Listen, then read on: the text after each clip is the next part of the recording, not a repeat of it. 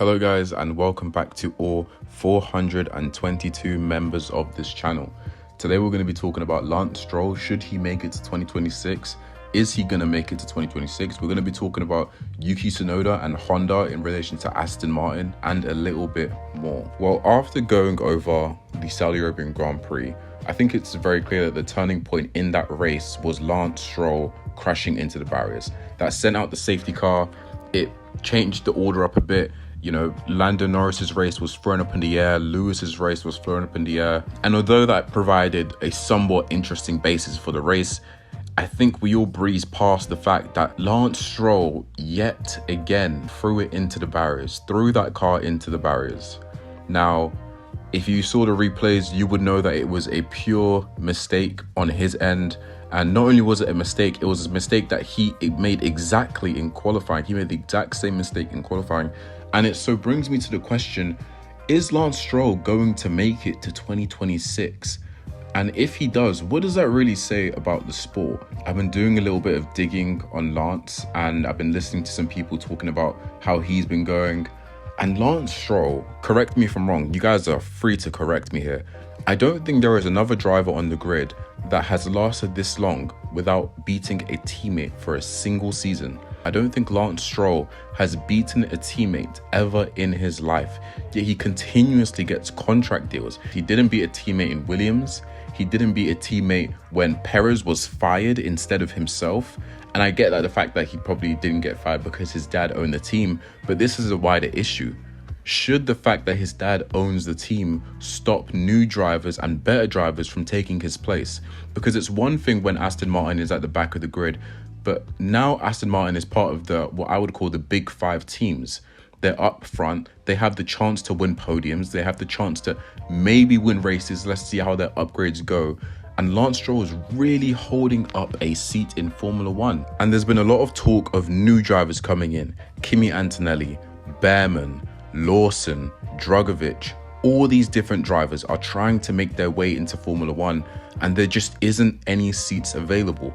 To give you guys some perspective, out of the 20 drivers, there are only really 6 seats that are going to be available for the 2026 season. I do believe Verstappen, Perez, Hamilton, Russell, Leclerc, Sainz, Nico Hülkenberg, Bottas, Albon, Norris, and Piastri and Alonso are going to be staying in 2026. However, up in the air, I have Lance Stroll, I have Logan Sargent, I have Guan Yu Zhou, I have Yuki Tsunoda, I have Daniel Ricciardo, and I have one of the Alpine boys. Anyone, one of them. I personally think that Gasly's going to stay, but it could be Ocon that stays. I just don't think they're going to keep both of them in 2026. Now that leaves 6 places left. Minus Kimi Antonelli, who I think is going to go to Williams. That's 5 places. Minus Behrman, who's tapped to go to Haas. That's 4 places. And this is off of the basis that Red Bull are going to sack both AlphaTauri drivers. But if you have Lawson in there, that's 4 places. Now, obviously, there's going to be some mix-up in Sauber, which is Audi, but I do believe Valtteri is going to stay. I think Valtteri could maybe go to Alpine. Correct me if I'm wrong. But that could be something that I think is on the cards, simply because I don't see Sauber wanting to keep Bottas or Zhou. I do see them trying to get a new lineup in Sainz and another young driver. But even if you factor all these different positions, it still begs the question, why is a potential front-running team, a team that could possibly win in 2026, still have a driver that has literally never beaten his teammate? It doesn't make any sense. Generally speaking, Formula One is a tight sport. It's a sport that requires both drivers to be on it. If you guys remember in the 2021 season, Mercedes won the Constructors' Championship, not because they had the better car, because Valtteri was better than Perez, and obviously Lewis and Max were very equally matched that season. I make that point to say that your teammate matters a lot. And how is it possible for Aston Martin to win championship when their second driver is absolutely incapable and consistently performing well during the season? Now, a lot of you have pointed out that with the Honda partnership in 2026, Yuki Tsunoda has a chance to get a seat at Aston Martin. And this is a good point. I made a joke about it in some of the comments saying that Yuki Tsunoda is the 30% discount code that Aston Martin are using for Honda. And it kind of is true. Yuki Tsunoda, in my opinion, is an upgrade to Lance Stroll. But if I'm being honest, I would rather see someone like Albon take that seat. I know it's really difficult to get Albon into that seat because there isn't as much links as someone as Yuki Tsunoda, and they already have a really fast driver in the likes of Fernando Alonso. But just imagine Fernando Alonso goes to Mercedes, for example. That would leave us 2 drivers opened up at Aston Martin. One for Yuki Tsunoda to please the sponsors, and another that Alex Albon could potentially get in, because the driver lineup from Alex Albon's point of view is really closed off. If you look at all of the teams, Alex Albon realistically is in the best possible position. Alpine is in the dust. In 2026, I don't expect Haas to be that fast. He's not going to want to go back to AlphaTauri, and Sauber is going to be more interested in Sainz and a German driver, maybe Sebastian Vettel, probably Mick Schumacher, in my opinion. So that leaves really and truly the big 5 teams, which Ferrari will be locked down, Perez will be locked down most likely, provided Christian Horner keeps his job. McLaren will definitely be locked down.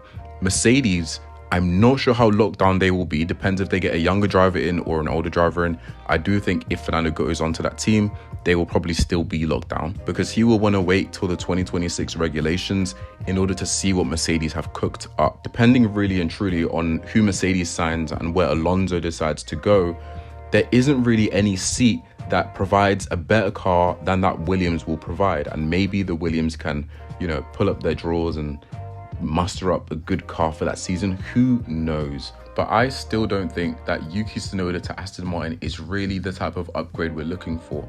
We want someone that can be a lot closer to Fernando Alonso. They don't need to be beating him most races, but they can have races in which they are beating him.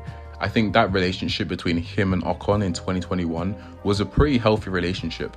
Although Alonso did look like he had the better hand and, there was a lot of DNFs and bad luck that season, it did look like Ocon had a reasonable gap to Alonso in which he could pick up the scraps. He and the team could keep those drivers really close that they could actually work together and push the car forward, even though it did get toxic in the end. Not saying that Ocon needs to be his teammate, but that type of gap does need to be maintained. But speaking of the 2026 regulations, I've been looking around, and obviously they haven't really released the detailed specifics of the 2026 regs, but from what we can go off and what they're trying to implement into Formula One for 2026, I think it's rubbish, to be honest. They want to make the cars slower. They want to change the tires, which would, let's be honest, would make them slower. They want to remove tire blankets, I'm pretty sure. They want to change some things on the cost cap. They're going to change power regulations or the engine regulations so that it's going to be harder to upgrade the engines. And all of this essentially is to make F1 more eco-friendly. I know this is all for the environment, but the FIA and F1 in general, they really don't care about the environment. And I've been saying this for years, but I think now it's probably the worst because it's impeding on the sport. We all know that they're not going to go back to the V10s, the screaming V12s or whatever. But this, in my opinion, is terrible. Because how can you make a V6 engine worse? It doesn't make any sense. Sooner or later, there's going to be no difference between Formula E and F1.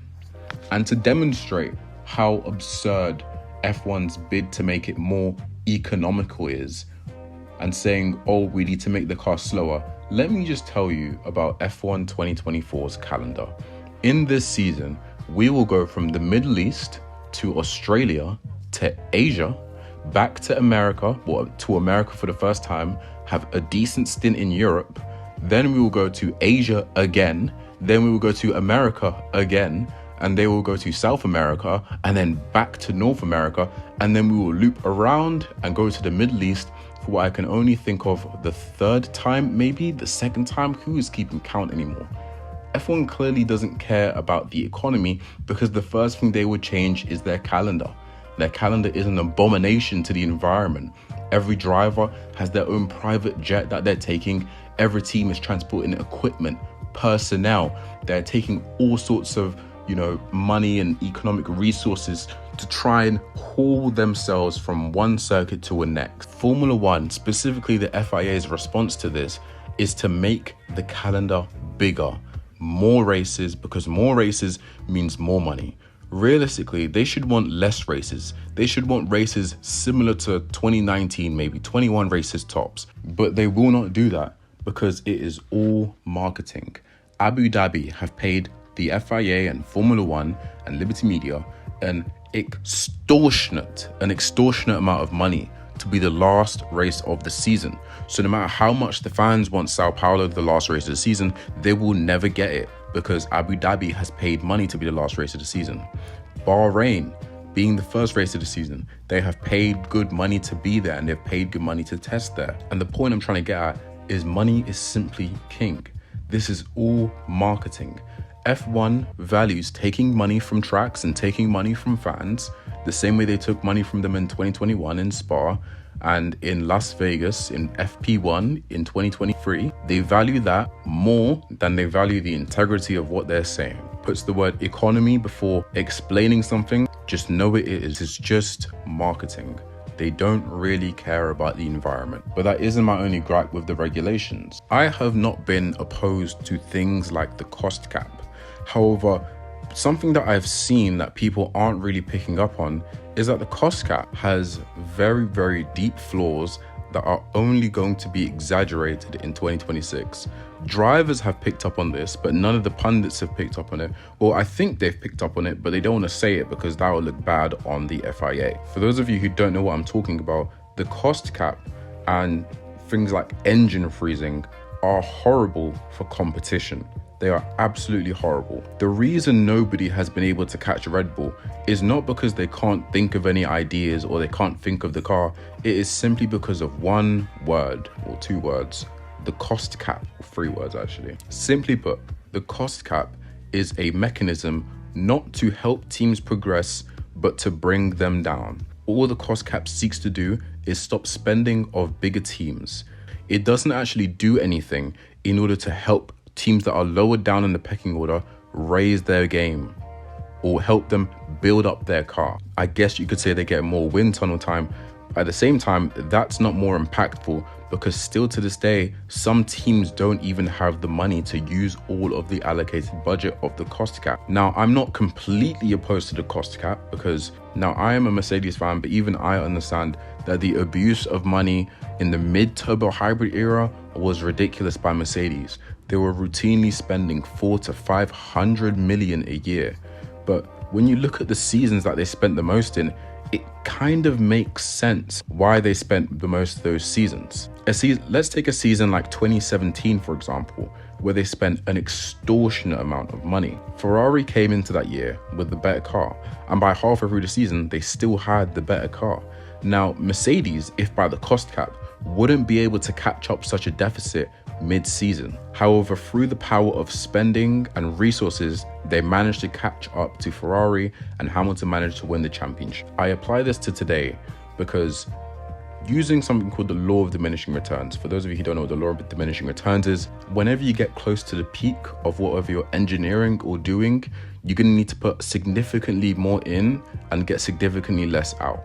Think of it like a bodybuilder working out 6 times a day just to get a little bit more lean versus someone who's just entered the gym and in their first year they make staggering improvements. If we apply this to Formula One, we can see that the reason nobody's been able to catch Red Bull is because the cost cap is a protection for them.